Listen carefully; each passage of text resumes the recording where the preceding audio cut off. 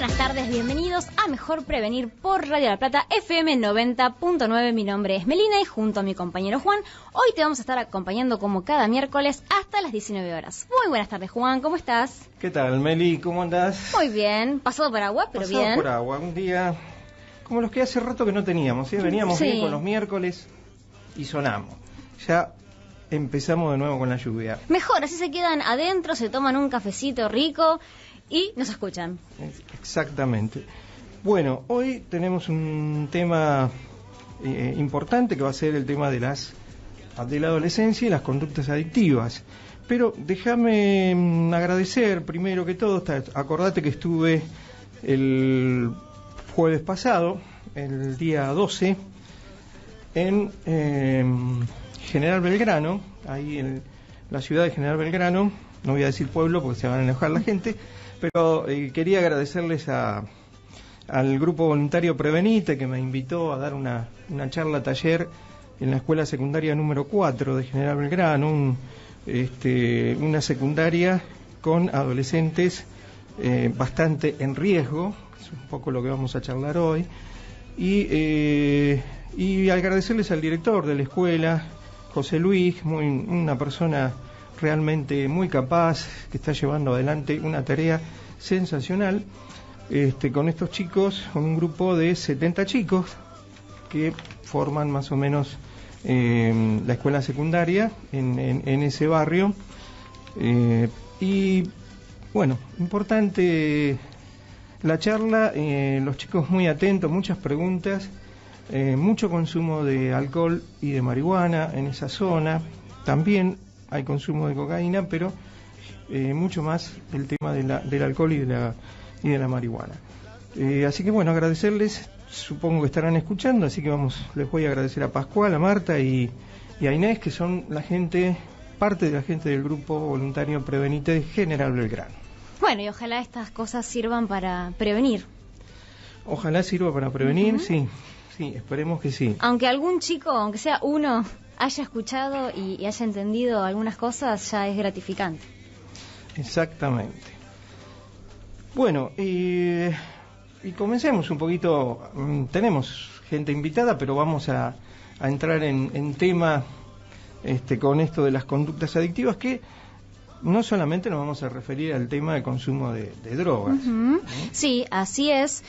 Vamos a hablar de conductas adictivas en general, ¿no? Por eso le pusimos ese nombre y no consumo de sustancias exclusivamente. Vamos a decir que estas conductas no solo ocurren en la adolescencia, por supuesto, ocurren también en la adultez, pero nosotros vamos a focalizar, como dijimos la semana pasada, estos dos programas durante las vacaciones de invierno en temas especial para los chicos. Por eso vamos a hablar de esto, porque también pasa esto en la niñez y en la adolescencia, y los adultos debemos estar atentos y presentes. Muy presentes, ¿no es cierto? Fundamentalmente en la edad adolescente, que hoy se adelanta bastante, o sea, lo que antes se llamaba la pubertad, esos entre los 11 y los 13 años, hoy es como que ha desaparecido. Pasamos directamente desde la niñez a la adolescencia temprana y adolescencia propiamente dicha, y algunos hablan de una adolescencia tardía hasta los 30. Eso bueno, te iba a decir, se amplió. Arranca antes y termina después. Medio que se amplió, pero en realidad sería entre los 13 y los 25 años, que es la edad en la que los jóvenes justamente adolecen, tienen una situación de crisis muy importante, no solo a nivel corporal, sino, y lo más importante, a nivel emocional. Claro, hay cambios en todo sentido, y es por eso que los adultos debemos saber cómo acompañar en estos momentos, para no entrar en crisis uno también. Exactamente, para no entrar en crisis. Y bueno, vos tenías justamente algunas conductas que no tenían que ver con las drogas, claro, propiamente dichas, y que son muy modernas, digamos, muy actuales. Están muy de moda y es algo característico de la adolescencia. A ver, yo quiero hacerme entender. No digo que esto esté mal. Mal usado, sí, hace mal. Estoy hablando de la adicción a la tecnología. ¿Qué es la adicción a la tecnología? ¿O cuándo podemos determinar que estamos haciendo un uso descontrolado, cuando la persona, niño, adolescente, también adulto, por supuesto, pero ahí nos basamos en los niños y adolescentes, organizan su vida en torno a estos dispositivos tecnológicos. ¿Qué quiere decir eso? Lo priorizan dejando de lado otro tipo de actividades, como puede ser la escuela, juntarse con amigos en otro contexto, socializar de otra manera, divertirse de otra manera. Se utiliza como un único recurso. Y también otra característica es que quedan horas y horas y horas, pero esto sostenido en el tiempo. No porque un chico se encierra a jugar un fin de semana, lo vamos a diagnosticar con un trastorno. Tiene que ser algo repetitivo. Cuando hablamos de tecnologías, hoy traje un pequeño recorte sobre 4 formas: videojuegos, televisión, celular e internet. Respecto a los videojuegos, hay una información muy actual. Recién el mes pasado, la Organización Mundial de la Salud lo ha declarado como un trastorno. La adicción a los videojuegos ha pasado a ser considerada como una enfermedad, un trastorno que está dentro del apartado de trastornos por comportamientos adictivos. Sale en la nueva clasificación de enfermedades internacional. Y habla de 3 criterios para poder hablar de un problema de adicción a los videojuegos. Uno, que no haya control en lo que es el inicio, la duración y la finalización. Otro, lo que te decía de la prioridad. No salen a comer, por ejemplo, no se bañan, no duermen, porque están enfocados en eso, únicamente en eso.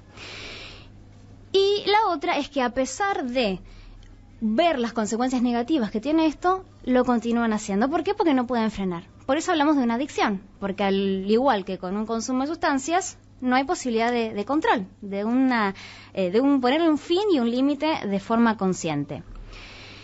Eso por un lado, lo que es los videojuegos, y repetimos, no porque un chico juega a los videojuegos es porque va a tener un problema, sino la forma en que se relaciona con ellos, pues no quiero que después los niños me vengan a insultar. Sí, no, aparte ya me estaba asustando, porque cuando yo era joven adulto, digamos, se empezaba con los videojuegos. Sí, ¿quién no se engancha con algún jueguito en el celular? Por eso, vamos a hablar claro. Tiene que ser algo que te impida vivir la vida normalmente. Teléfono celular. ¿Quién no depende un poquito del celular? Todos en algún punto lo necesitamos para algo, ¿verdad? También vamos a hablar de una problemática cuando la persona esté todo el tiempo aferrada al teléfono móvil, y podemos hablar de nomofobia, que es el miedo inquietante a quedarse sin el celular. Algo que te impide salir de tu casa si no tenés batería, si no tenés el celular, que te desespera.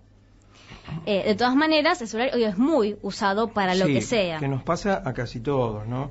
Algunos, por razones laborales, digamos, claro, es un medio muy importante y sí, te desespera cuando no lo encontrás o no lo tenés, porque son cuestiones de trabajo. Tal cual. Yo creo que acá el tema apunta más a el estar enganchado todo el día, digamos, chateando constantemente con el celular. Y hay algo que es preocupante, Beni, porque yo pensando en los padres, generalmente estas conductas se hacen a la noche. Por lo menos sabemos que muchos chicos casi no duermen, claro, y van a la escuela por ahí sin dormir porque se pasaron casi toda la noche chateando en el celular o en la computadora. Claro, sí, ahí donde vemos que hay una problemática respecto a eso. Esto puede generar irritabilidad, volviendo al tema de los juegos. ¿Quién no escuchó a un niño o un adulto también insultar cuando pierde en un juego? Irritabilidad al jugar o si no está jugando, ansiedad, aislamiento también. Con respecto al celular, vos podés conectarte con gente de todo el mundo, pero por ahí te aislás de la gente que tenés a tu alrededor.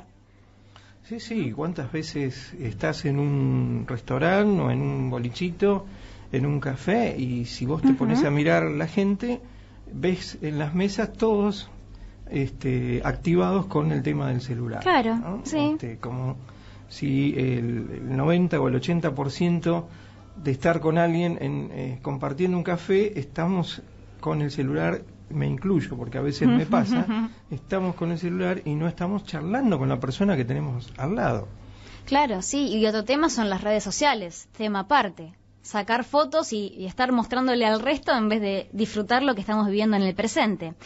Después tenemos Internet, también una herramienta recontra valiosa que todos lo utilizamos para todo, que tiene muchísimos beneficios. Por ejemplo, estudiar, acceder a información, comunicarte con gente de cualquier lugar. Pero si tenemos un uso excesivo y no controlado de este, también puede convertirse en algo adictivo, cuando hay dependencia o dificultad para ponerse un límite y no poder controlar esa conducta. Entonces, por ejemplo, con la televisión también. Todos vemos un poco de televisión. ¿Cuándo vamos a hablar de un problema? Cuando estamos frente a la televisión, horas y horas, nos aislamos, no hacemos otra cosa, o encontramos que el único recurso para divertirse es eso, ese aparatito, y no buscamos nuevas herramientas. Entonces, ¿cuál es la solución a esto? ¿La abstinencia? No, claro que no. Hay que aprender a usar las tecnologías de una forma controlada y adecuada. Entonces, como adultos, a ver, ¿qué nos toca a nosotros a modo de prevención? En primer lugar, y esto sirve para todo tipo de adicción y en la adolescencia más que nada, estar presentes, hablar, dialogar, ayudar a que el chico vaya formando su autoestima, la confianza en sí mismo, que pueda tomar decisiones de manera responsable, consciente, que pueda controlar sus impulsos. Eso de no poner límite habla de cierta impulsividad también. Y también enseñar a que hay diferentes formas de divertirse y cómo transitar los momentos de ocio de una manera sana. Y después, un mensaje para reflexionar un poco todos. ¿Cuántas veces para que el niño se entretenga o no llore, le damos un celular, lo ponemos frente a la tele? Y así nosotros mismos nos vamos acostumbrando, tanto nosotros como los niños se van acostumbrando a utilizar la tecnología para lo que sea. Entonces quedan aferrados a los dispositivos y somos los adultos los que los presentamos frente a esa situación. Entonces, para ya ir cerrando, un mal uso de las tecnologías puede provocar deterioros en diferentes áreas de la vida, como habíamos dicho, a nivel emocional, familiar, social, físicos también, sedentarismo, entre otras cosas. Entonces, nosotros tenemos que ayudar a enseñar un buen uso de las tecnologías, a que los chicos puedan usarlas de una forma moderada para que puedan aprovechar todo lo bueno que tiene, disfrutarlas y que no se conviertan en fuente de obsesión y adicción. Qué difícil, ¿eh? Qué difícil, Tenemos un desafío por delante. Tenemos un desafío importante. Bueno, vamos a ir a una tanda, pero antes los teléfonos. Dale, comunícate, aprovecha, consultanos, contanos tu experiencia. WhatsApp de la radio 221-669-4472. Ya volvemos. Blicker Trend Machine. Indumentaria femenina y masculina. Encontrá la nueva temporada de Ona Science y muchas cosas más. Blicker Trend Machine. Visítanos en calle 14 entre Cantilo y 472 Citibel. Bueno, y volvemos al programa Mejor Prevenir por Radio La Plata 90.9. Y ahora sí estamos con nuestra invitada del día de hoy, la psicóloga, la licenciada Laura Iasi. Psicóloga que trabaja, compañera mía de trabajo, vamos a decirlo así, en el Centro Provincial de las Adicciones, en el CPA de Ensenada. Y la idea es hablar un poquito de las conductas adictivas de nuestros adolescentes, que últimamente, bienvenida Laura. Muchas gracias. Buenas tardes, gracias por venir. Gracias a ustedes. Y últimamente estamos recibiendo en el centro bastantes adolescentes, y cuando hablamos de adolescentes estamos hablando de edades muy, muy cortas, 14, 15 años, que antes, hace unos años atrás, no lo veíamos esto. Así que, ¿qué podemos decir de esto, Laura? Bueno, en principio lo que sí, confirmar esto de las edades cada vez más tempranas, donde las problemáticas van haciéndose visibles desde diferentes ámbitos, a veces desde las escuelas, que son las que detectan las situaciones de los chicos, a veces en las situaciones barriales, por dificultades que se producen en los barrios y que convocan a la participación de distintas instituciones, y también en el ámbito familiar, donde la preocupación generalmente surge de los padres, que son los que generan la demanda de atención para sus hijos, puntualmente desde la dificultad para intervenir, para saber cómo actuar y qué hacer con los hijos frente a la problemática cuando se les hace ya evidente, incluso por el hallazgo de sustancias o de elementos en la casa, y ahí es cuando consultan. Sí, por eso siempre decimos acá en el programa, muy importante el tema de la prevención, de los factores de riesgo que siempre aparecen la gente llega al final del camino, claro, digamos, cuando ya la problemática está instalada. Sí. Y muchas veces uno charlando con los chicos, lo que te dicen es a veces, la mayoría de las veces por curiosidad o por experimentar y porque se enganchan con el grupo. Y ahí está la cuestión, arranca como con este tipo de conductas. Sí, mínimas, minimizadas, naturalizadas también. De experimentación, y a veces también la dificultad para decir que no frente a la invitación grupal, ¿no? Muchas veces se presenta que la dificultad es decir que no. No consumir se vuelve difícil en estos tiempos para algunos chicos. Se vuelve bastante difícil. Y los padres que no saben qué hacer, ¿no? Vos dijiste algo importante, no saben poner límites, o sea, en la búsqueda de alguna solución, cuando ya está instalada la cosa, el poner límites cuesta un montón y ahí vienen las dificultades, es como vienen tanto al CPA como a cualquier otro lugar de asistencia, y es como que te lo depositan ahí y vos tenés que resolver el problema. Y a veces con la idea de hay que internarlo, ¿viste? Claro, como con una mirada de urgencia. Sí. Con una mirada de urgencia, como si la solución fuera la internación, cuando por ahí todo lo contrario. Que muchas veces lo que aclaramos es que la internación incluso plantea una situación artificial en cuanto que, digamos, la solución de la internación es está imaginarizado como una solución mágica, cuando en realidad la internación no resuelve si el chico vuelve a su ambiente o a su espacio habitual sin haber resuelto las dificultades que ya tenía previamente. Pero sí está fantaseado como una solución inmediata. Lo que tampoco sería la forma de trabajo en este tiempo, donde la idea es que el chico pueda ir encontrando sus formas de vérselas con la problemática, permaneciendo en sus ámbitos, no recortándose ni de su escuela, ni de sus deportes, ni de si es que los tiene, sino permaneciendo ahí donde está el problema. También algo que observamos es esta cuestión de digamos, la marihuana, por decir la droga ilegal más usada en estos momentos por nuestros jóvenes, acompañada del alcohol desde ya, como algo naturalizado, ¿no? Entonces como que no hay demasiada conciencia de los trastornos que puede producir el consumo del famoso porro de marihuana.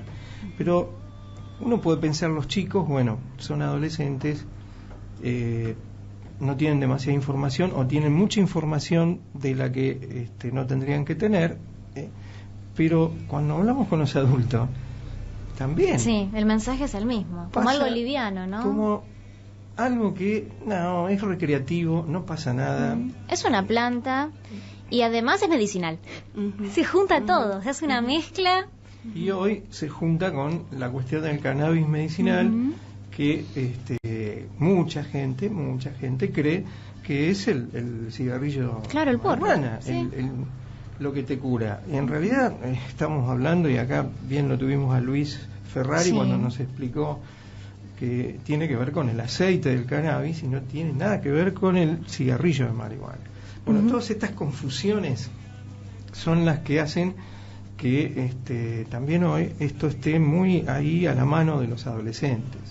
Claro, sí, y vos mencionabas, Laura, que la demanda de los padres es la que inicia un posible tratamiento, ¿no? No hay percepción en los chicos de una problemática, ¿no? O creen que lo pueden controlar, quizá. Se escucha eso, ¿no? Claro, sí, en general la conciencia de la problemática empieza por los padres o por las instituciones que detectan el problema, y después de cierto tiempo de trabajo a veces se logra que el adolescente se involucre en un trabajo respecto del consumo, que es el paso central de un tratamiento, ese donde alguien de repente empieza a detectar que sí le trae problemas, que sí queda involucrado en situaciones que no quisiera quedar involucrado, o muchas veces cuestiones de donde la marihuana es el inicio del consumo de otras drogas que, bueno, tienen otros perjuicios, ¿no?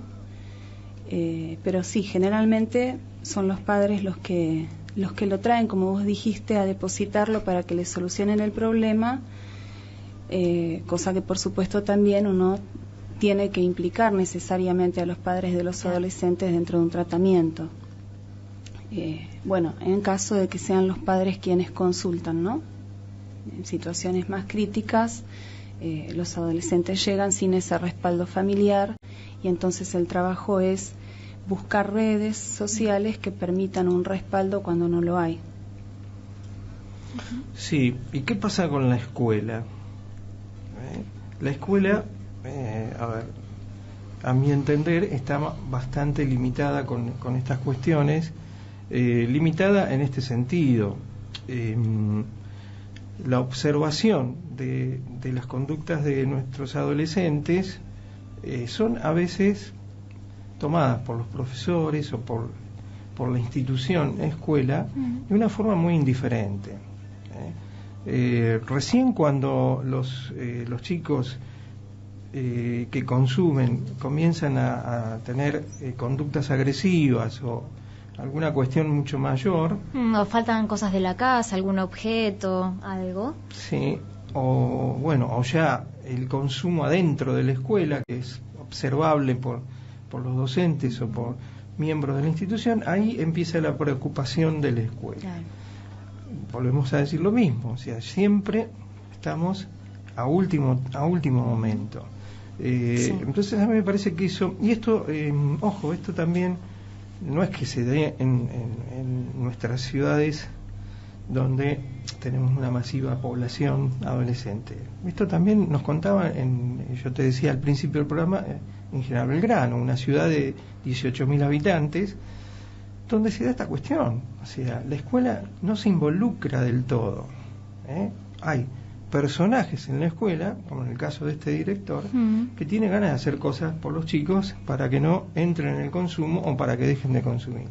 Pero no hay algo, no hay un programa, no hay un lineamiento específico que baje desde la Dirección General de Escuela o de Consejo Escolar o de los distritales. No sé, no hay estrategia, no hay planificación. Baje algo que diga, vamos a trabajar en prevención. Y no vamos a trabajar en la prevención secundaria o en apagar el incendio cuando ya desbordó. Claro. Y entonces ahí sí vamos al CPA, vamos al hospital, vamos a los centros de referencia. Sí, ya desesperados, ya con un agotamiento, padres y docentes también. Exactamente. Que hay también mecanismos del tipo de negación, o bueno, vi mal, o será porque está nervioso, será la adolescencia, serán los cambios. Sí, incluso el ausentismo escolar de por sí ya es uno de los factores que se presentan con mucha frecuencia como indicadores de que hay algo dando vuelta, donde el adolescente se empieza a desconectar de ese espacio que es la escuela y ya debiera ser observado en sí mismo como una dificultad o como un riesgo de abandono, y el riesgo de abandono agrava todavía más el problema porque deja de tener la contención institucional que significa la escuela.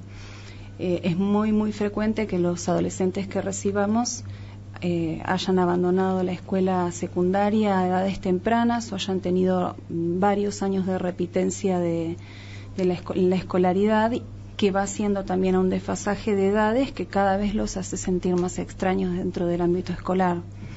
Y eso se va generando un incremento del factor de riesgo en cuanto que dejan de generar proyectos, de tener intereses que los movilicen hacia otras cuestiones más constructivas, ¿no?, de la identidad, ¿no? Bueno, interesantísimo todo lo que estamos charlando. Pero vamos a ir a una pequeña tanda. Dale. Repetimos los medios de comunicación. Dale, WhatsApp de la radio 221-669-4472. Recordá que podés seguirnos en nuestro Facebook, Mejor Prevenir Radio, y es revivir los programas en el canal de YouTube Mejor Prevenir Radio. Ya volvemos. Blicker Trend Machine. Indumentaria femenina y masculina. Encontrá la nueva temporada de Ona Science y muchas cosas más. Flickr Trade Machine. Visítanos en calle 14 entre Cantilo y 472, Citibel. Seguimos en Mejor Prevenir y estamos con nuestra invitada Laura Iasi, psicóloga, trabaja en el CPA Ensenada, con adolescentes con conductas adictivas, entre otros, ¿no? Porque también se atienden otro tipo de patologías. Bueno, Laura, yo veía en los adolescentes que llegan, digamos, la mayoría, no sé, por lo menos los que me tocó a mí atender en los últimos años, con escaso proyecto de futuro, digamos, como que la vivencia, lo mismo para Melina, que también atiende a adolescentes, es el hoy, el presente, el consumo compulsivo, el evadirse, manifestaciones que tienen que ver más con el aquí y ahora. No sé si te ocurre lo mismo o si has pasado por estas situaciones, digo en pos de lo que habías comentado anteriormente, ¿no? En esto de trabajar con el adolescente para que se dé cuenta los problemas que le trae el consumo de las diferentes drogas. Sí, sin duda, uno de los problemas mayores es precisamente la falta de proyecto, que se ve en adolescentes y en adultos jóvenes también, donde digamos, la perspectiva del trabajo también ha cambiado, donde digamos, ya no existe esta perspectiva de un trabajo para toda la vida. Entonces también eso hace que la forma de pensar el futuro también necesariamente implique un futuro dinámico de cambios. Pero lo que uno observa también en este punto en los adolescentes es que carecen de expectativas hacia adelante, que si uno en alguna forma les plantea algo de una proyección, realmente hacen agua, y hacen agua porque de repente no tienen elementos para imaginarse como adultos que se insertan en el campo laboral, y en general o en ciertos contextos lo que aparece mucho es solo poder pensarse dentro de los ámbitos conocidos y cercanos, digamos, dentro de los ámbitos laborales que han escuchado en sus entornos, donde no hay una proyección de un proyecto construido como algo propio, con elementos propios, sino más bien con elementos tomados del entorno que muchas veces plantean más limitaciones que otra cosa.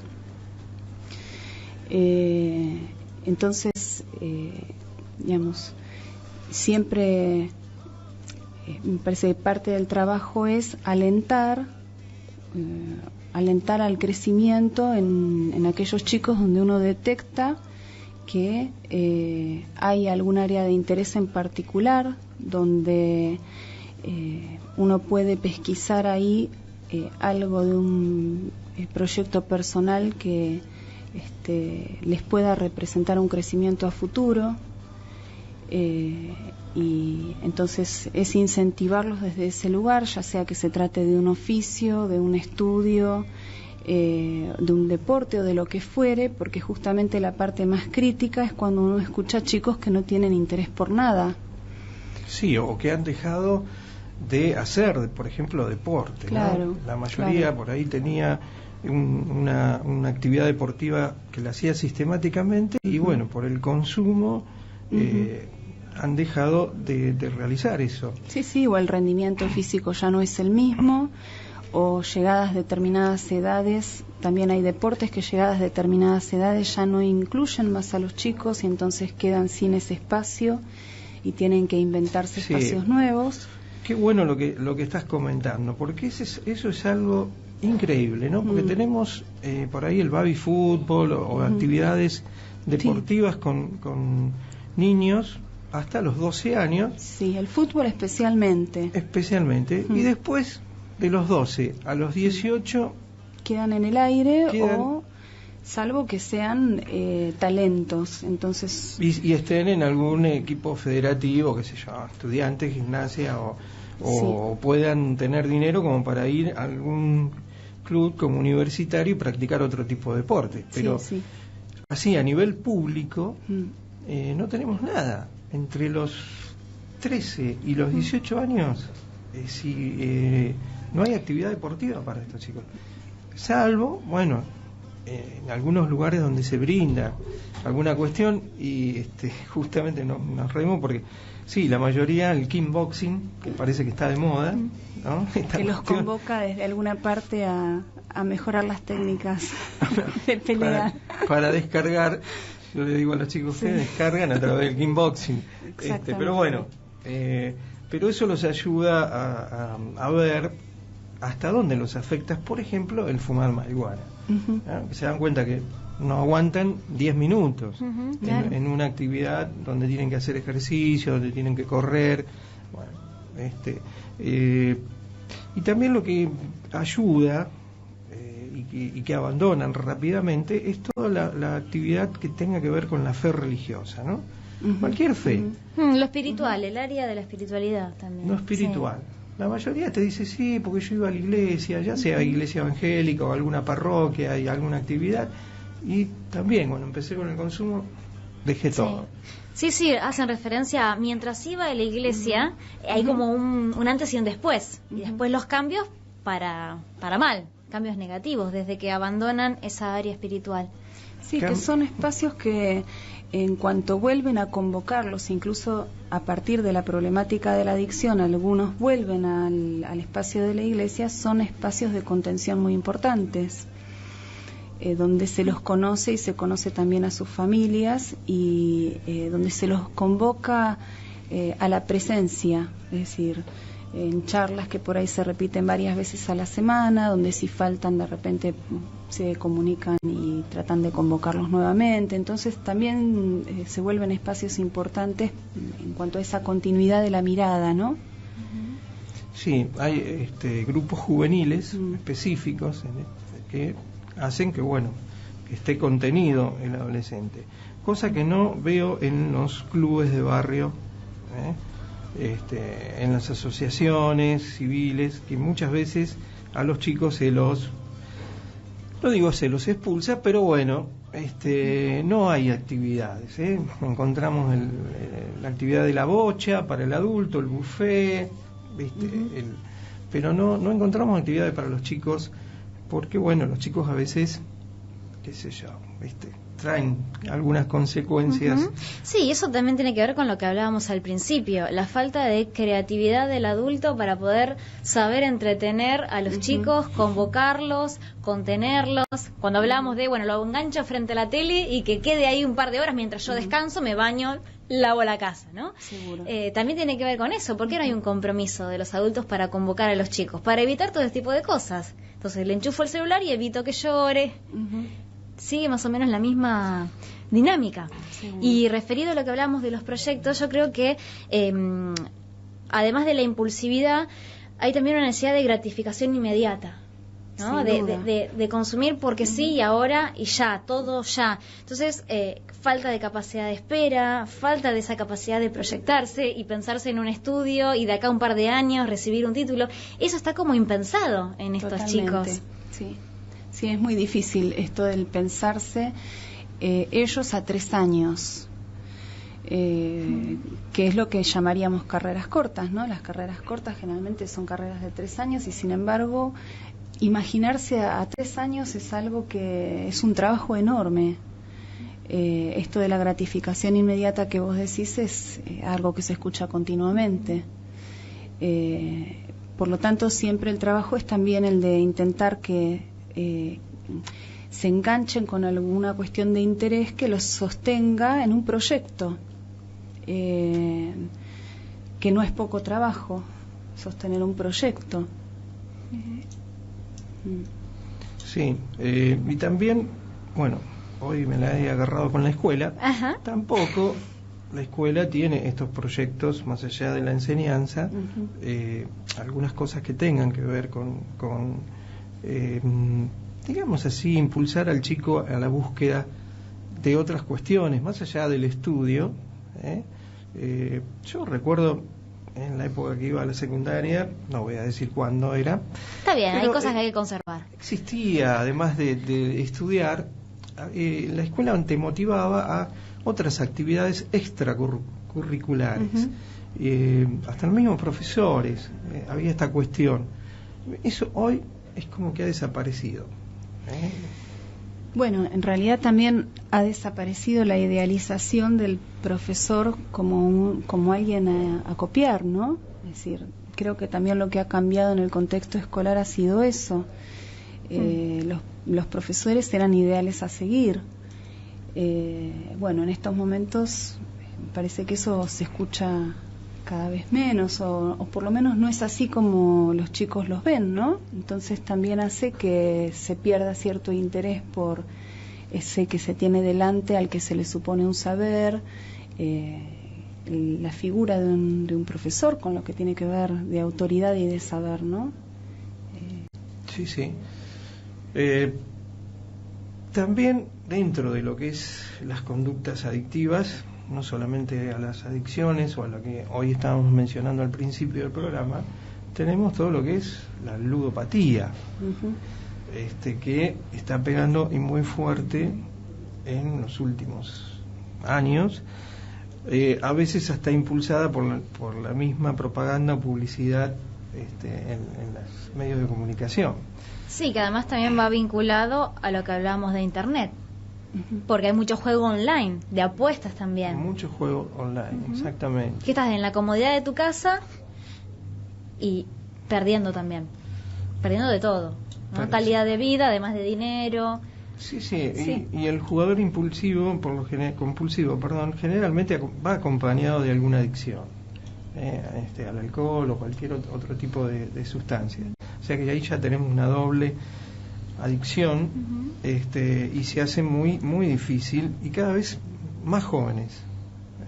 O sea, también como que antes se veía por ahí en el adulto medio, el adulto joven que trabajaba, bueno, y gastaba parte del dinero en el juego, pero hoy se lo ve también en el adolescente.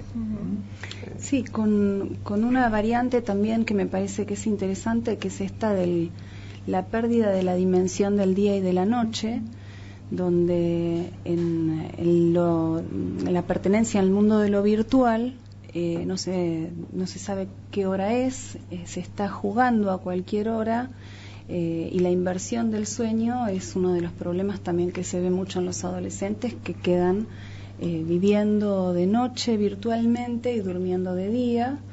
Y también esto con los jugadores compulsivos es muy típico por la presencia de espacios de juego incluso que no cierran nunca, claro, que están abiertos durante toda la noche, y que habilitan incluso el trastorno de las funciones más primordiales, ¿no? El dormir, el comer, donde queda lo mínimo de la vitalidad alterado por una conducta compulsiva.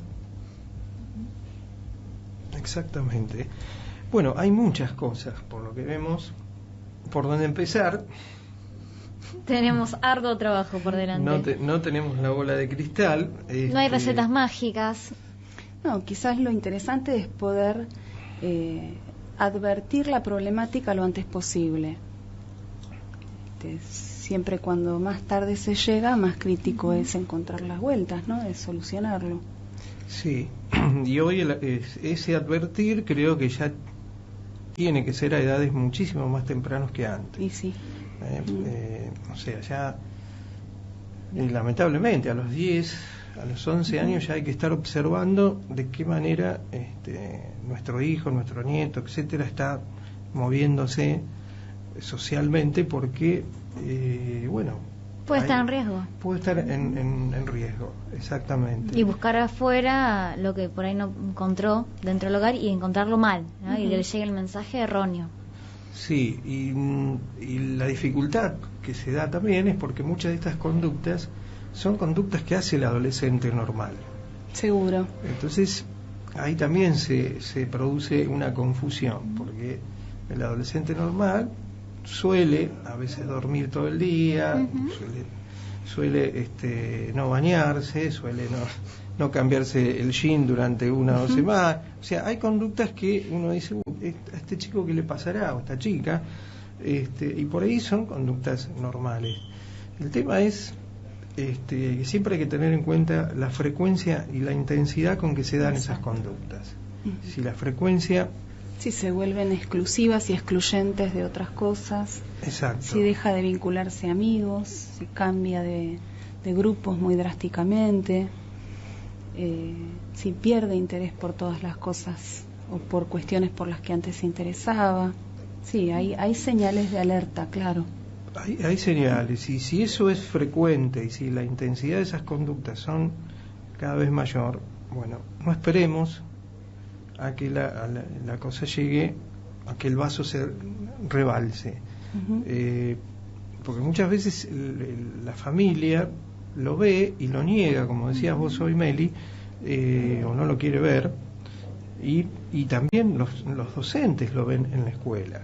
O sea, un chico que consume marihuana o que consume alcohol, es muy difícil que esté atento en clase. Por lo general se queda dormido o está en otra cosa, y que el profesor, como no molesta, claro, lo deja pasar. Lo deja pasar. Entonces a eso tenemos que estar atentos. Seguro. Me da la impresión de que hay cosas que tanto los papás o el adulto que esté con el adolescente y tiene la posibilidad de observar estas cosas y de actuar en consecuencia. Sí, además en esto podemos señalar que se cuenta con espacios gratuitos de atención, de consulta, por lo tanto siempre es preferible hacer una consulta que dejar que el problema aumente. No implica un costo económico hacer una consulta, y incluso la escuela también puede ser receptiva de estas consultas, y debiera poder orientar hacia algún lugar de atención si así lo observa, ¿no? Es decir, claro, trabajar en red. Exacto, y que no hay una limitación económica, me refiero, es decir, sí. El hecho de que hay espacios públicos donde se puede recurrir y donde se puede consultar anticipadamente, incluso las escuelas pedir orientación también cuando lo necesitan. Sí, me haces acordar, breve y nos vamos a una pausa, con toda esta movida televisiva que hubo a raíz del caso de Piti Álvarez, me cansé de escuchar que no hay lugares del Estado donde se brinde atención, que no se da abasto, y en realidad hay un montón de espacios. Claro que sí. Lo que falta quizá a veces es la demanda de la persona. Claro que sí.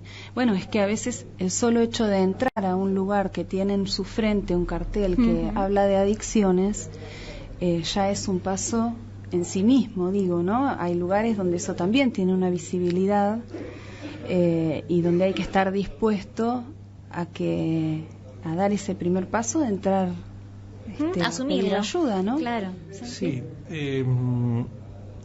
hay que tener en cuenta esto, ¿no? Yo ahora que estabas hablando de Piti Álvarez, pero además hace poquito salió en un periódico de acá de La Plata una nota que le hicieron a una mamá que no podía internar a su hijo, que había pedido ayuda, que estaba judicialmente le habían dicho que sí, que lo iban a internar, pero que necesitaban que se acercara a un centro de asistencia para hacer un diagnóstico antes de la internación, para ver si era necesario internarlo o no. Claro.